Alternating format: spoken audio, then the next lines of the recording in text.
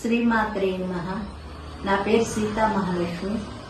మేము హైదరాబాద్లో ఉంటాము.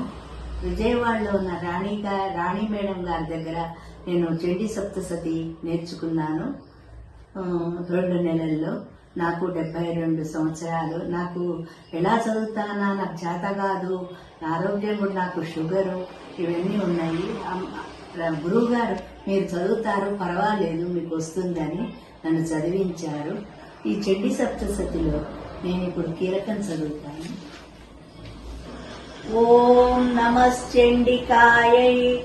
ఓం ఐం మార్కండేయ వాచ విశుద్ధ జ్ఞాన దేహాయ త్రివేదీ దివ్య చక్షుషే శ్రేయ ప్రాప్తి నిమిత్తాయ నమః సోమార్ధధారిణే సర్వమేతద్వినాయస్తు మంత్రాణామపి కీలకం సోపి క్షేమమవాప్నోతి సతతం జాప్య తత్పరః సిద్ధ్యంతు యుచ్చాటనాదీని వస్తూని సకలాన్యపి ఏతేన స్తువతాం నిత్యం స్తోత్రమాత్రేణ సిద్ధ్యతి న మంత్రో నౌషధం తత్ర న కించిదపి విద్యతే వినా జాప్యేన సిద్ధ్యేత సర్వముచ్చాటనాదికం సమగ్రాణ్యపి సిద్ధ్యంతి లోకసంఖ్యామిమాం ధరః కృత్వా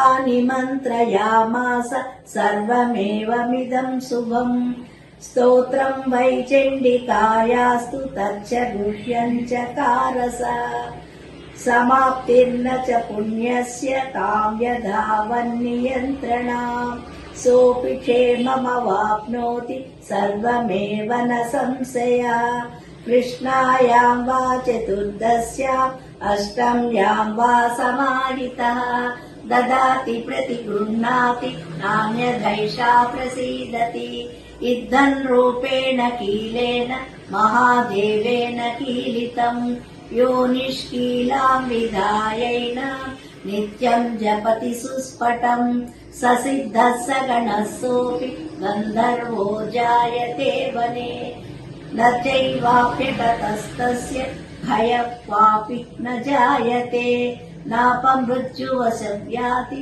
మృతో మోక్షమవాప్నుయాత్ జ్ఞాత్వా ప్రారభ్య కుర్వీత హ్యాకుర్వాణో వినశ్యతి తతో జ్ఞాత్వైవ సంపన్నం ఇదం ప్రారభ్యతే బుధైః సౌభాగ్యాది చ యత్కించిత్ దృశ్యతే లలనాజనే తత్సర్వం తత్ప్రసాదేన తేన జాప్యమిదం శుభం శనైశ్చ జాప్యమానేస్మిన్ స్తోత్రే సంపత్తిరుచ్యకైః భవత్యేవ సమగ్రాపి తతః ప్రారభ్యమేవ తత్ ఐశ్వర్యం యత్ప్రసాదేన సౌభాగ్యారోగ్య సంపదా శత్రుహాని పరో మోక్ష శ్రూయతే సా న కించనై.